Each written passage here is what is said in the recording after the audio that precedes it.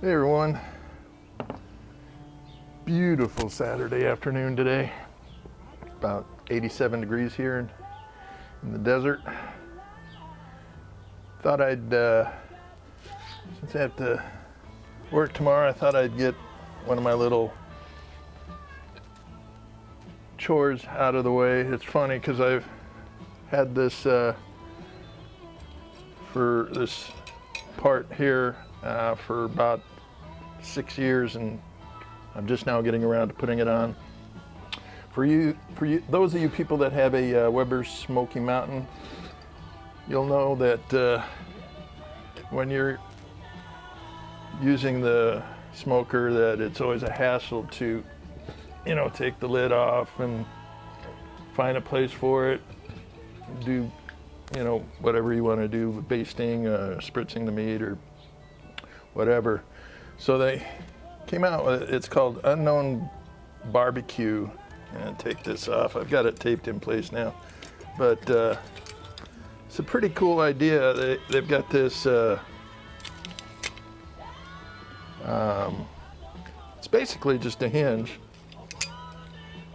and what you do is you mark it off on your smoker, and then you get one part mounted to the lid, the other part mounted to the base, and then when you want to use the lid or take the lid off, you just fold it back out of the way, and you don't have to keep fussing around with trying to find a place for the lid to sit while you work on your barbecue. Anyway, I'm going to keep this real short. It's just kind of a hobby day for me, so I'll bring you up to speed once I get further along. Right now I got the two holes drilled in the top. I'm gonna go ahead and paint the bare metal and then attach the bracket to the top, and then we'll proceed with the bottom half. All right, I didn't want to bore you with all the nonsense of, drilling holes and getting things aligned, but this is going along pretty well. You can see I've already got the top mounted to the bracket, got the holes drilled for the bottom bracket, getting ready to bolt that on. Pretty straightforward process, you don't need a lot of tools. Basically a drill, some drill bits, or in my case, I lucked out and I had a steel carbide hole cutter, and it's working out perfect. I mean, it goes right through the steel. That being said, if you guys have Weber Smoky Mountains, this is one stout steel oven there. I mean, it's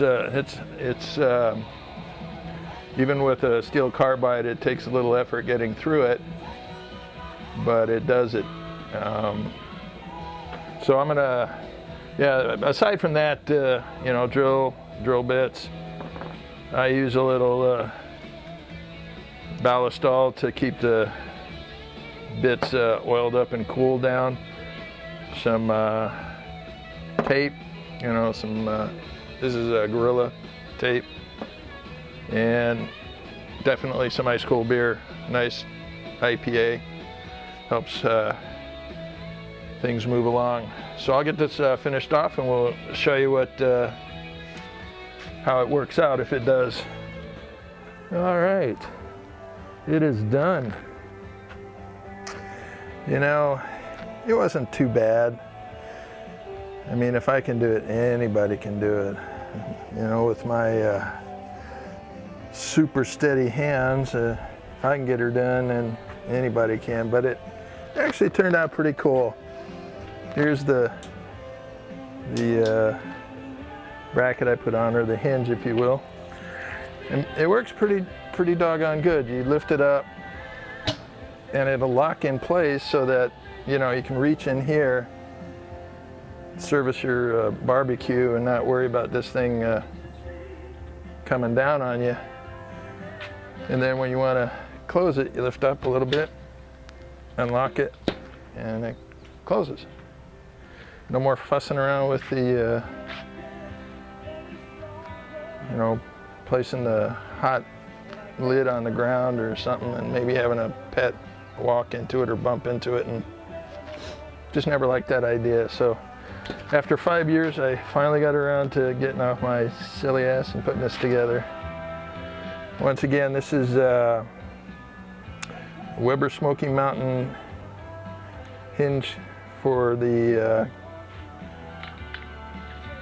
22. I think they make a, yeah, the 22-inch kettle. Stainless steel, works really well. It's put out by a company called unknownbarbecue.com. If I remember, I'll put a link on the description. Anyway, this is short, sweet, and a success. Everybody have a great Saturday afternoon. Gonna have some more beer and watch Arizona play Oregon in the Pac-12 championship. Hope all goes well with that.